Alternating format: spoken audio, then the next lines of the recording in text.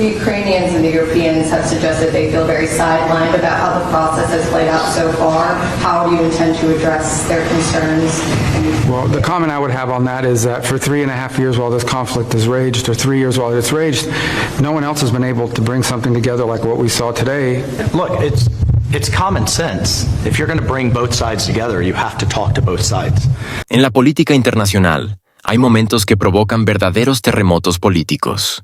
Uno de esos episodios fueron las inesperadas negociaciones entre Rusia y Estados Unidos para resolver el conflicto en Europa del Este, que tuvieron lugar en la capital de Arabia Saudita, Riad.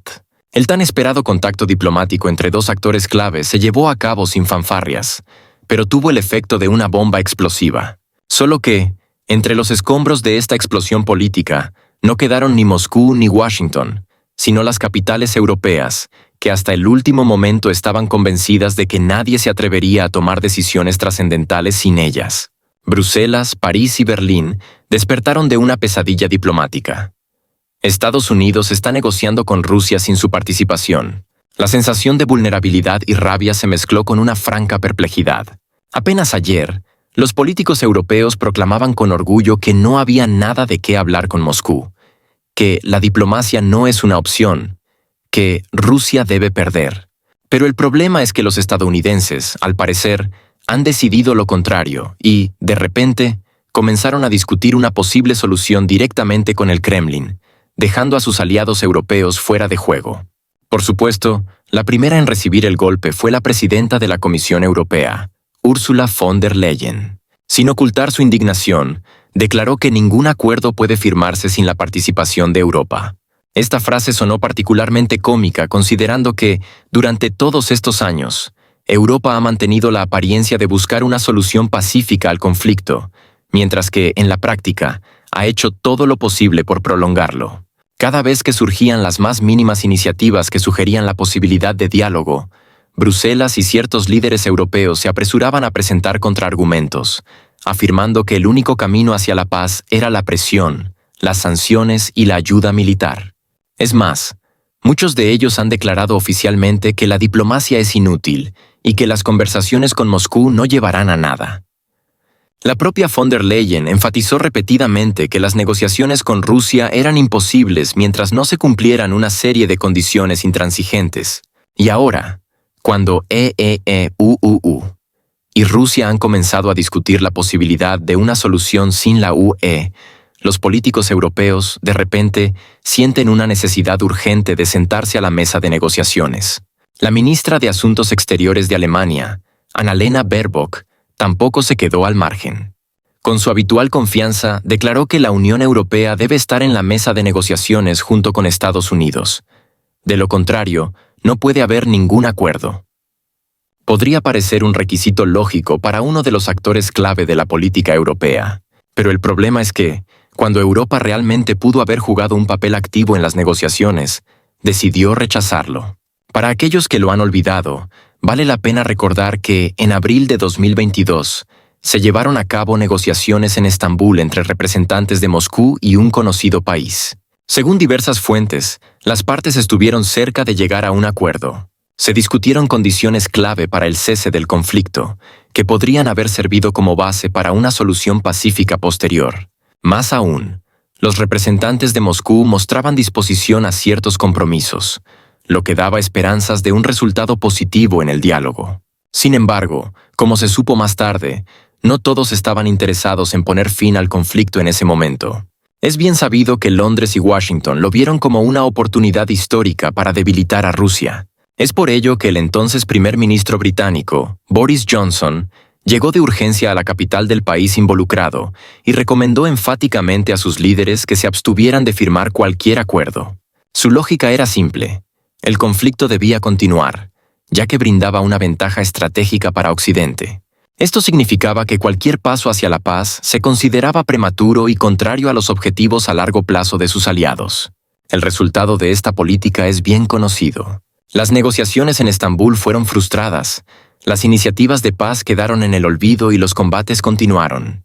Y Europa, que ingenuamente creía desempeñar un papel clave en los acontecimientos, terminó en la posición más vulnerable. La política de sanciones tuvo consecuencias devastadoras para la economía de la UE.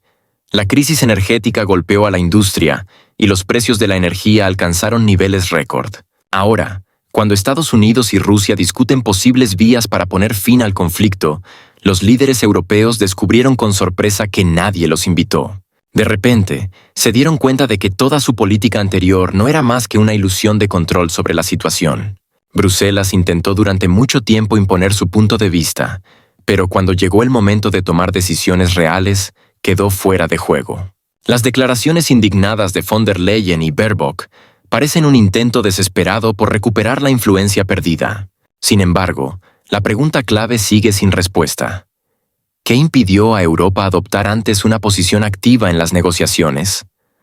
¿Por qué, en lugar de intentar actuar como mediador, la UE apoyó incondicionalmente una política de confrontación? Ahora eso ya no importa, porque el destino del continente se está discutiendo sin la participación de sus líderes, y los europeos solo pueden observar el desarrollo de las negociaciones y esperar que sus intereses sean tomados en cuenta. En este contexto, escuchemos lo que dice Marco Rubio, el nuevo secretario de Estado, sobre la ausencia de Europa en el proceso de negociaciones tras sus conversaciones con Rusia. Cita. Periodista. Los representantes de un país conocido, que está en conflicto con Rusia, así como los europeos, ya han expresado su preocupación por sentirse excluidos del proceso de negociaciones. ¿Cómo piensa responder a sus inquietudes? ¿Serán incluidos en un formato multilateral? Marco Rubio. Mi comentario sobre esto es el siguiente. En 3 años y medio de conflicto, nadie más logró organizar algo similar a lo que vimos hoy. Y eso se debe a que Donald Trump es el único líder en el mundo que puede hacerlo. Nadie está siendo excluido del proceso, pero el presidente Trump está en una posición única, alineada con sus promesas electorales, para iniciar un proceso capaz de poner fin al conflicto. Y esto puede traer consecuencias muy positivas no solo para EEUU, sino también para Europa y el mundo entero. Pero el primer paso es poner fin a la guerra. Lo único que intenta hacer el presidente Trump es lograr la paz. Esa fue la base de su campaña, y el mundo debería agradecérselo. Ha conseguido lo que nadie logró en 2 años y medio o 3. Iniciar este proceso serio. Queda mucho trabajo por delante, pero el presidente Trump es el único que puede hacerlo. Es simplemente sentido común. Si quieres atraer a ambas partes a la mesa de negociaciones, tienes que hablar con ambas partes. Y seguimos recordándole a todos que, literalmente, unos minutos después de que el presidente Trump terminara su conversación con el presidente Putin, llamó y habló con el presidente del país en cuestión. Este tipo de diplomacia de lanzadera se ha utilizado a lo largo de la historia y en todo el mundo. Sin duda, estamos en diálogo con ambas partes. El secretario de Estado se reunió hace apenas unos días con el presidente del país en cuestión, junto con el vicepresidente y 7 ministros del gabinete que se encontraban en Europa al mismo tiempo, lo que subraya la importancia de la interacción con los aliados. El presidente Trump habló ayer con el presidente Macron, y la próxima semana el primer ministro Starmer viajará a Washington. Por lo tanto, los hechos seguirán desmintiendo la idea de que los aliados no han sido consultados. Están involucrados en el proceso a diario, y seguiremos manteniéndolos informados. Fin de la cita. Amigos, Trump, en palabras de Marco Rubio, el nuevo secretario de Estado de EU, literalmente le dio un golpe en la nariz a Europa y a von der Leyen, recordándoles que han sido excluidos del proceso de negociación con Rusia. Pero lo más irónico es que ellos mismos tienen la culpa, porque durante 3 años no hicieron ni un solo intento de participar en él. Europa habló de paz, de la necesidad de una solución diplomática, de su disposición a ser mediadora, pero nunca encontró el tiempo ni el valor para siquiera intentar hablar con Putin. Rubio no se anduvo con rodeos. Si los europeos realmente están interesados en las negociaciones, si tanto les preocupa el futuro del continente, ¿por qué ningún país europeo tomó la iniciativa de un diálogo directo? ¿Por qué, después de 3 años de conflicto, siguen de pie al margen, esperando a que Washington decida su destino? En cambio, Trump sí encontró tiempo para hablar con Putin, y ahora son precisamente EEUU y Rusia quienes están discutiendo el futuro de Europa. Lo más humillante de todo esto es la declaración de Rubio de que los aliados europeos reciben información sobre las negociaciones. Esto, por supuesto, suena como un intento de consuelo, pero en realidad solo subraya que Europa no es un participante en el diálogo, sino simplemente un espectador al que le transmiten noticias de segunda mano. ¿No es esto indignante para un continente que durante tanto tiempo ha afirmado ser el centro de la diplomacia mundial? Hace apenas 3 años, en Europa les encantaba hablar sobre su política exterior independiente, sobre cómo la UE era un actor autónomo capaz de influir en los procesos globales. Macron hablaba de autonomía estratégica, pero la realidad resultó ser muy diferente. En estos 3 años, Europa ha entregado por completo la iniciativa a EEUPU. Ha renunciado a cualquier intento de acción independiente y ni siquiera ha tratado de construir un escenario alternativo. Todas las decisiones sobre sanciones, envíos de armas y estrategias diplomáticas se han tomado siempre con la vista puesta en su hermano mayor. Pero la pregunta más interesante es, ¿cómo terminó Europa en esta situación? Las negociaciones no son solo un intercambio de posiciones, sino una oportunidad para influir en el resultado. Si Europa hubiera declarado desde el principio su derecho a participar en el diálogo, al menos ahora podría intentar defender sus propios intereses. Sin embargo, los líderes europeos hicieron todo lo posible para renunciar voluntariamente a ese papel. Pueden hablar todo lo que quieran sobre el apoyo al país en cuestión, sobre la necesidad de presionar a Rusia con sanciones, pero la realidad es que ni siquiera están presentes en el proceso donde se decide el futuro de su propia seguridad. Rubio lo dejó muy claro. Las negociaciones avanzan, el futuro de Europa se está discutiendo, pero sin Europa. Los líderes europeos ahora se enteran de lo que pasa en su propio continente, de la misma manera que cualquier lector de periódicos, a través de filtraciones en la prensa y declaraciones oficiales de funcionarios estadounidenses. Y pensar que no hace mucho Europa esperaba convertirse en un mediador clave entre EU y Rusia.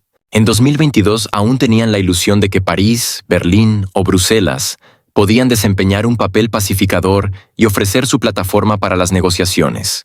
Pero en lugar de eso, los europeos eligieron el camino más seguro: depender completamente de Washington. Y ahora Trump y Putin discuten la situación sin ellos, porque no ven sentido en incluir en el proceso a quienes durante 3 años solo han seguido obedientemente las decisiones de EU. Aquí hay una ironía especial. Donald Trump no oculta que su objetivo no es prolongar el conflicto indefinidamente, sino terminarlo. Para él, el país en cuestión es más bien una carga, y Europa, un aliado problemático que requiere demasiada atención. Así que, sin siquiera proponérselo, Trump está haciendo más por Europa que sus propios líderes. Él ofrece una salida al callejón sin salida en el que la UE se metió sola al seguir la línea de confrontación. Él está dispuesto al diálogo, él está negociando, él está discutiendo el futuro real de Europa. La ironía es que los líderes europeos siguen negando obstinadamente esta realidad, afirmando que no puede haber diálogo con Putin. Aunque, como ya es evidente, ese diálogo está ocurriendo simplemente sin ellos. Lo más triste de toda esta situación es que, incluso ahora, siendo plenamente conscientes de su posición, los líderes europeos no sacan ninguna conclusión. Siguen apoyando las mismas decisiones que los llevaron a este callejón sin salida e incluso planean destinar 700.000 millones de euros al país en cuestión. 700.000 millones. Y esto, a pesar de que ya está claro para todos que no lograron atrapar a Rusia en una trampa con sus sanciones. Al contrario, ellos mismos cayeron en ella. Viktor Orbán es el único político europeo que desde el principio dijo cosas obvias. El conflicto en Europa no terminará por sí solo. Las sanciones llevarán al desastre, y negociar con Rusia no es una muestra de debilidad, sino la única forma de evitar una catástrofe aún mayor. Pero nadie lo escuchó. En Bruselas continuaron fingiendo que Hungría era un país irrelevante, que su opinión no importaba y que Orbán era simplemente un provocador que solo quería desafiar a la Unión Europea. ¿Cuántas veces advirtió que el conflicto se prolongaría inevitablemente si los líderes europeos no apostaban por la diplomacia? Ya en 2022, Orbán alertó que si la UE seguía ciegamente la línea de EEPU, las consecuencias serían catastróficas. Se burlaron de él, lo descalificaron y lo acusaron de simpatizar con Moscú. En 2023, cuando quedó claro que la guerra de sanciones golpeó más fuerte a Europa que a Rusia, Orbán volvió a repetirlo. Debemos detenernos y reflexionar antes de llegar al punto de no retorno. Pero lo ignoraron. Entonces decidió actuar. Mientras Bruselas discutía nuevos paquetes de sanciones, Víctor Orbán voló a Moscú, se reunió con Putin e intentó iniciar un proceso de negociación. Algo lógico, ¿no? Si se habla de paz, ¿con quién más se podría negociar si no es con Rusia?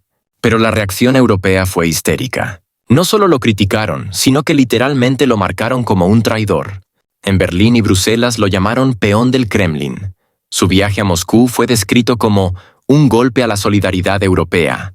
Y algunos funcionarios de la Comisión Europea propusieron incluso expulsar a Hungría de la UE por su conducta destructiva. Orbán, sin inmutarse, respondió con una simple frase: Europa necesita paz, no guerra. ¿Lógico? Por supuesto. Pero en 2023, en Europa, esas palabras sonaban como un sacrilegio. La verdadera pregunta es otra. ¿Por qué Bruselas no apoyó la iniciativa húngara? ¿Por qué ninguno de los líderes europeos se planteó siquiera la posibilidad de abrir un diálogo? La respuesta es sencilla. Porque no quieren. Siguen construyendo su política sobre la base de la idea de que Rusia es una supuesta amenaza. Aunque incluso Trump ha dicho que Rusia no representa ningún peligro para la OTAN, que todo eso no es más que un narrativo impuesto. Toda la política de la UE en los últimos años no ha estado basada en los intereses reales de Europa, sino en una sumisión total a la estrategia de EEUU. En Washington decidieron, no habrá negociaciones. Y por lo tanto, Europa simplemente repitió lo mismo.